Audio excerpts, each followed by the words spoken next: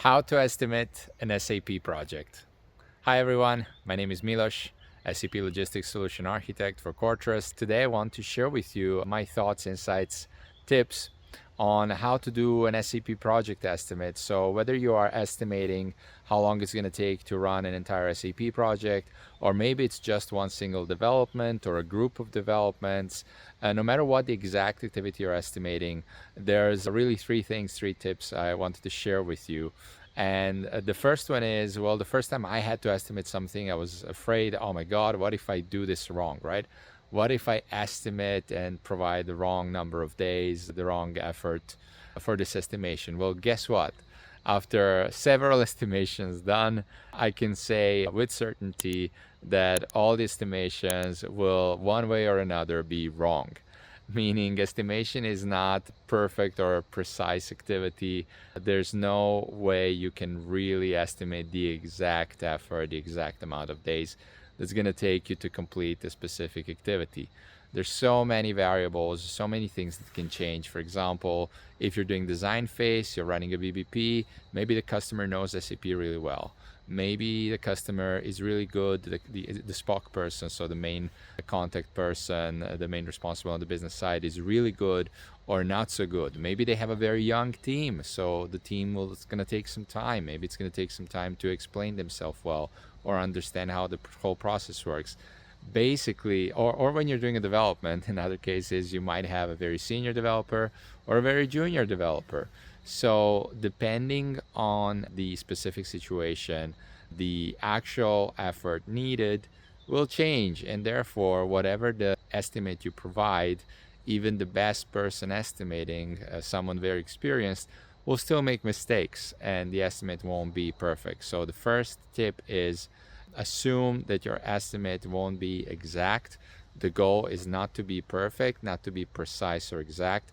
The goal is to not have major differences between your estimate and the actual effort. So another important thing to put next to your estimate is also the assumptions. So for example, you can say, I assume we will get a feedback on all the solution proposals in 2 business days. If that's not the case, of course, it's going to take longer to get the solution design done, for example. All right. So do assume that you will be wrong when estimating. And your goal, again, is that your estimation is not too different from how long it's going to take actually to complete the activities. That's the first tip. The second thing when you're doing an estimation for an SAP project, for an SAP activity, is to not do it by yourself. So don't let one single person do the estimation. Typically, a very good approach is to have at least 2 people, both experienced, that are independently estimating the same activity. What you will end up with is 2 different estimates. They won't be exactly the same.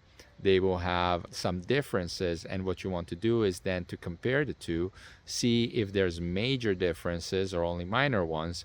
Minor you would expect. It would prove that both the estimates see the activity in a similar way. So it's more likely the estimates are generally good.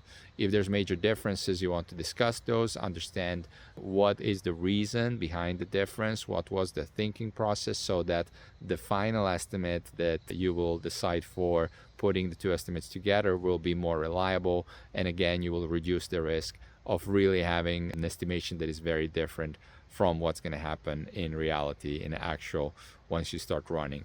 The third advice when doing estimates is to make sure that after you do your estimate, after you do the activity, that you actually go back and check and take a little bit of time to review and compare, hey, what was my estimate versus what was the actual. You'll be surprised how many times we're so busy, we run the estimate, we do our thing, but then after it's done, whether the estimate was good or not, once the activity is ongoing or even done, we have the next thing coming up. It's very urgent, so you basically keep rushing and running through. It is a great advice to stop after the activity is done, review how long it really took, review what was the estimate, review your assumptions, and take that learning. The goal is really not to say, oh, you were really good, or oh, it was really bad. The goal is to understand, were the assumptions correct? Was the estimate correct? Maybe the estimate is close to the actual, but but some things took longer and some things took shorter. Even though the estimate was close to the actual, you will still get the learning that certain things took longer and certain things took shorter to complete. All right. So that being said, hey, what was your approach to estimates? Do you have your own tip or advice, or maybe major mistake or flaw or something to be aware of when doing SAP project estimates? Let me know in the comments. Write them down below. I'm looking forward to hear from you. And in the meantime, have a great evening. Bye.